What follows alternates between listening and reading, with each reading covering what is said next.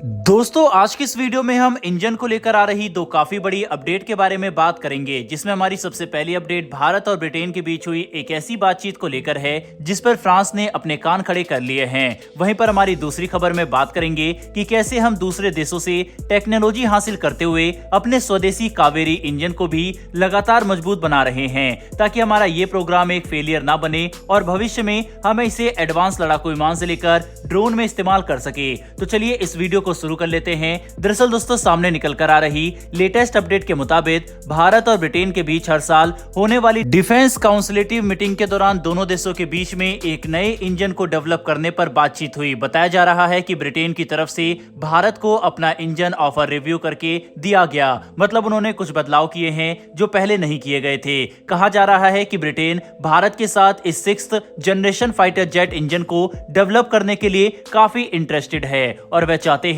कि ये deal France को नहीं बल्कि उन्हें ही मिले। आपको याद होगा कि जब पीएम मोदी फ्रांस गए थे तब ये बात लगभग तय हो गई थी कि भारत सैफरन के साथ मिलकर इस नए 110 किलो न्यूटन क्लास के इंजन को विकसित करेगा, लेकिन अभी इस डील को आधिकारिक तौर पर साइन होना बाकी है और डीआरडीओ के अनुसार अगले 6 महीने में इस पर आधिकारिक हस्ताक्षर कर लिए जाएंगे। वहीं इसके बीच ही भारत फाइनल कर लेगा कि ये इंजन हम किसके साथ मिलकर बनाने वाले हैं। इसीलिए ब्रिटेन अपने आखिरी चांस को भी जाने नहीं देना चाहता और भारत को नया ऑफर कर रहा है। रोल्स रॉयस भारत के साथ मिलकर अगर इस इंजन को बनाता है तो पहले ही ब्रिटेन की तरफ से हमें 100% transfer of technology local manufacturing के साथ देने की बात कही गई है। इसके अलावा इंटेलेक्चुअल प्रॉपर्टी राइट्स पर भी ब्रिटेन काफी हद तक सहमत है, जो भारत के लिए अच्छा है। लेकिन ब्रिटेन के साथ बस एक परेशानी यही है कि भारत और ब्रिटेन के संबंध पिछले काफी समय से स्थिरता के साथ आगे नहीं बढ़ रहे। कभी तो ब्रिटेन में एक भारत विरोधी सरकार आ जाती है तो कभी भारत संगत सरकार। ऐसे में ब्रिटेन की टेक्नोलॉजी सुपीरियर और एडवांस होने के बावजूद भी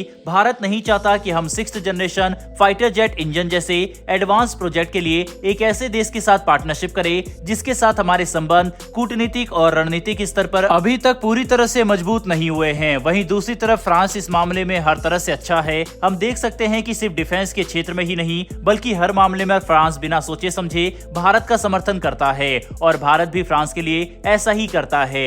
ऐसे में फ्रांस को जब technology transfer, local manufacturing, intellectual property rights और एक बिल्कुल नया इंजन बनाने के लिए हर तरह से तैयार है, साथ ही फ्रांस के साथ हमारे कूटनीतिक संबंध भी सबसे अच्छे हैं, तो कोई मतलब ही नहीं बनता कि हम फ्रांस के अलावा ब्रिटेन या अमेरिका के साथ इस इंजन को विकसित करने के लिए आगे बढ़े।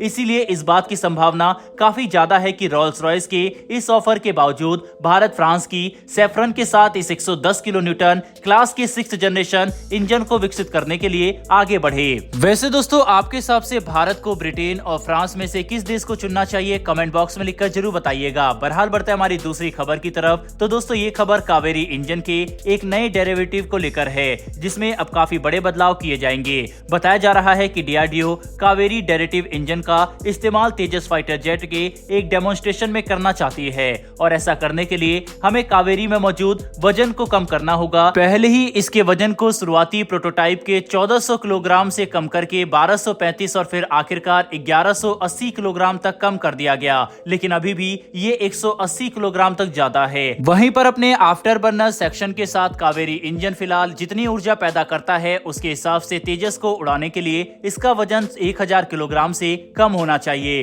तभी जाकर तेजस हवा में अच्छी तरह से परफॉर्मेंस दे पाएगा।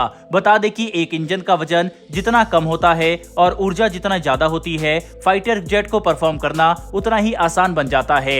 ऐसे में भारत चाहता है कि हम कावेरी इंजन को फिर से वेट रिडक्शन प्रोसेस में ले जाएं, जिसमें हम इसका वजन 1000 किलोग्राम या फिर इससे कम कर सकेंगे। इसके अलावा डीआरडीओ नई टेक्नोलॉजी और कंपोनेंट का इस्तेमाल करके कावेरी इंजन को लगातार अपग्रेड कर रही है, ताकि एक ऐसे ड्राई इंजन विकसित किया जा सके जो पिछले कावेरी डेरिवेटिव के मुकाबले 46 किलो न्यूटन नहीं बल्कि 55 किलो न्यूटन की ऊर्जा पैदा कर सकेगा। इसके साथ ही हम एक आफ्टर बर्नर वाला इंजन भी बना रहे हैं जो 90 किलो न्यूटन तक ऊर्जा पैदा करने में सक्षम होगा और इसका इस्तेमाल करके हम तेजस में लगने वाले F414 अमेरिकी इंजन को रिप्लेस कर देंगे। दोस्तों कुल मिलाकर समझने की कोशिश करें तो कावेरी इंजन पिछले कुछ समय से एक नाकाम इंजन के तौर पर देखा जा रहा था, अब वह फिर से जिंदा हो चुका है और भारत इस इंजन को सफलतापूर्वक मुख्य धारा में लाने के लिए हर जरूरी प्रयास कर रहा है। भारत के वैज्ञानिकों की इस मेहनत के लिए कमेंट बॉक्स में एक जय हिंद जरूर लिखिएगा। साथ ही दोस्तों अगर आपको ये इन्फॉर्मेशन और वीडियो पसंद आई हो तो मेरी एक छोटी सी रिक्वेस्ट है कि नीचे दिए गए सब्सक्राइब बटन को प्रेस कर बेल आइकन को जरूर दबा लें, जिससे हमारी डेली आने वाली ऐसी डिफेंस से जुड़ी वीडियो आप तक सबसे पहले पहुंच सके।